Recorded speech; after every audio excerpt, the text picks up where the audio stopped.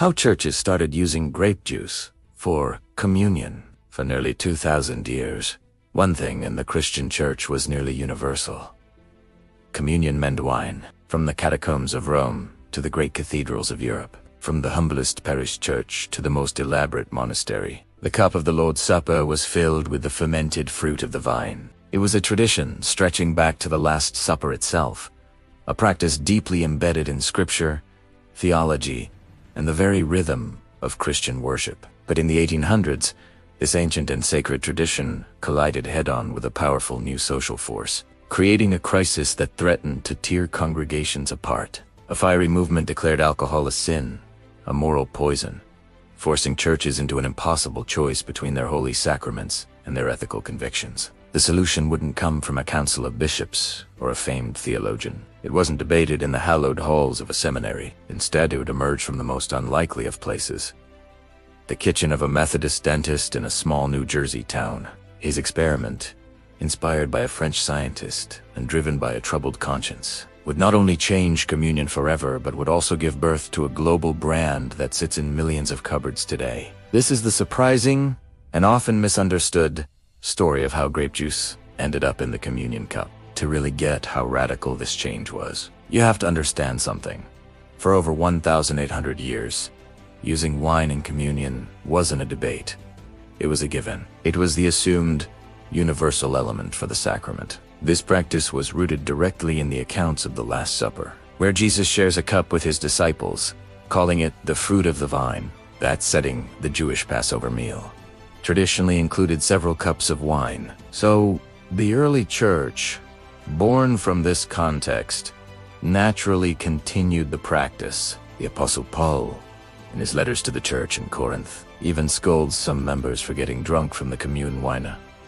Pretty clear sign that what they were drinking was, without a doubt, alcoholic. Through the centuries, church leaders and theologians affirmed wine's use, seeing deep symbolic meaning in it. They wrote about how wine gladdens the heart of man, connecting the joy of salvation to the physical element in the cup. For them, wine wasn't just a beverage. It was a symbol of covenant, blessing, and most importantly, the blood of Christ. Of course, there were fierce debates about the sacrament arguments over leaven or unleavened bread, who should receive both the bread and wine, and the very nature of Christ's presence. But the substance in the cup itself, that was settled. Even the great Protestant reformers, who challenged so many medieval church practices, never questioned the use of wine. Martin Luther and John Calvin insisted on it. In fact, early church writers had condemned fringe groups who tried to use water instead of wine, seeing it as a rejection of God's creation. For century after century, across countless cultures and denominations, the rule was clear. The cup of the new covenant contained wine. It was an unbroken chain of tradition. But in 19th century America, that chain was about to be tested, and for many, broken. The America of the 1800s was a nation drowning in a destructive social problem: rampant alcoholism. This wasn't just a bit of overindulgence. In many parts of the country, the consumption of hard liquor was staggering. The consequences were devastating and visible everywhere: crippling addiction, men drinking away their wages, and a horrific surge in domestic violence and family abandonment. It was a public health crisis on an epidemic scale, and it sparked one of the most powerful social movements in American history: the temperance movement. Initially, the movement was about temperance in its literal sense, but as the crisis deepened, the goal shifted to total abstinence. And this wasn't a secular movement. It was a deeply religious one, fueled from the pulpits of Protestant churches, especially the Methodists, Baptists, and Presbyterians. For them, alcohol became more than a social problem. It became a moral evil. Demon rum, the cup of devils. The movement's most powerful champions were women. The Women's Christian Temperance Union, or WCTU, became a formidable force, with many Methodist women in its ranks. These women were on the front lines, witnessing the destruction that alcoholism brought to their families and communities. They framed the issue in starkly moral terms, seeing themselves as crusaders in a holy war, and with unflinching logic, they turned their attention to the church itself. Their argument was simple and devastatingly effective. How can the church preach against the evils of alcohol on Sunday morning, and then serve alcohol at its most sacred ritual? How could they tell a man struggling with addiction to abstain completely, only to place a cup of wine in his hands as a symbol of his salvation? It was a glaring contradiction. The centrality of wine in the church became, as one historian put it, a rock of offense and a stone of stumbling. This created a profound crisis. On one hand, churches had nearly 2 millennia of sacred tradition. On the other, they faced the undeniable moral urgency of the temperance cause. Some argued that sacramental wine was a special exception. Others began to argue against the historical evidence that the wine Jesus drank must have been unfermented, because he would never have touched something so evil. This latter argument gained traction because it offered a theological out. The Methodist Episcopal Church, a leader in the temperance cause, felt this pressure most acutely. As early as 1864, its General Conference approved a report recommending that in all cases the pure juice of the grape be used in the celebration of the Lord's Supper. But that was a recommendation without a practical solution. Grapes are seasonal, and in a world without refrigeration, any stored grape juice would naturally ferment. Some churches tried squeezing fresh grapes right before a service or boiling raisins into a strange concoction. The church had the will to change, but not the way. The man at the center of this story is Dr. Thomas Bramwell Welch, born in England in 1825. He grew up to be a man of diverse talents and deep convictions. He wasn't some lofty theologian. He was a grassroots man of the people. He started as a Wesleyan Methodist minister, but voice problems forced him to step away from the pulpit. He then turned to medicine and finally settled into dentistry, moving to the quiet town of Vineland, New Jersey in 1865. But Welch was more than just a dentist. He was a devout Methodist and a staunch prohibitionist. The fight against alcohol was a matter of deep personal conviction. In his local congregation, the Vineland Methodist Episcopal Church, he served as a communion steward. This humble role put him on the front lines of the church's dilemma. As the son of a teetotaling mother, the very act of serving alcoholic wine at the Lord's Supper deeply troubled him. According to the Welch family story, his resolve hardened after one particular incident. A visiting preacher, who was struggling with alcoholism, confessed to Welch that the small sip of wine during communion was a powerful, dangerous temptation that threatened his sobriety. This personal encounter transformed the problem from a public debate into an urgent crisis for Welch. He saw firsthand how the sacrament could become a stumbling block for a fellow believer. It was a contradiction he could no longer stand. And as it happened, Vineland, New Jersey, was the perfect place for what came next. The town was a major center for grape cultivation. Concord grapes grew everywhere, including on a trellis right outside Dr. Welch's own home. He was surrounded by the raw material for a solution. Driven by his conscience, Welch vowed to find a way to serve the fruit of the vine without the cup of devils. He didn't want to create a new drink. He wanted to solve a theological problem. The solution to Thomas Welch's dilemma came not from a religious text, but from the world of science. In France, a microbiologist named Louis Pasteur had made a revolutionary discovery. Fermentation was caused by microscopic organisms, like yeast. He then developed a process to control them. By carefully heating a liquid, he could kill these microorganisms. The process, soon to be known as pasteurization, was a breakthrough in food preservation. Welch, who had an interest in science, heard about Pasteur's work. Pasteur used his method to control wine's flavor, but Welch had a different idea. What if he could use it not to control fermentation, but to stop it completely? What if he could kill the yeast on the grape skins before it turned sugar into alcohol? So, in the autumn of 1869, with Concord grapes ripe for picking, Dr. Welch turned his family kitchen into a lab. It was a simple, domestic scene. He picked the grapes, cooked them on his stove, and filtered the juice through cloth bags. But the next step, inspired by Pasteur, was crucial. Before the juice could cool, Welch poured it into bottles, corked them, and plunged the sealed bottles into boiling water. The heat killed any remaining yeast. By sealing the bottles while they were hot, he created a vacuum that prevented new microorganisms from getting in. He had effectively created a shelf-stable, non-alcoholic grape juice. He had captured the fruit of the vine in a bottle, frozen in time. He called his creation Dr. Welch's unfermented wine. The name says everything. His goal wasn't to create a popular beverage.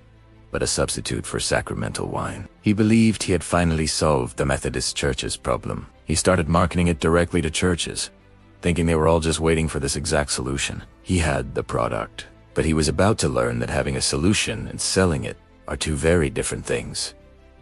Dr. Thomas Welch was a man of principle, but he wasn't a natural businessman. After creating his unfermented wine in 1869, he tried selling it to churches. He figured the product would sell itself. He was wrong. The response was lukewarm, and sales were terrible. After 4 years of trying, Welch gave up on the venture in 1873. Dr. Welch's unfermented wine seemed destined to be a forgotten kitchen experiment. But the story wasn't over. 2 years later, in 1875, Welch's son, Charles, a dentist like his father, saw the invention's untapped potential. Unlike his dad, Charles had a remarkable talent for business and marketing. He convinced his father to let him take over the failed enterprise and try again. Charles knew something his father didn't. A good purpose wasn't enough. The product needed a great brand and a bigger market.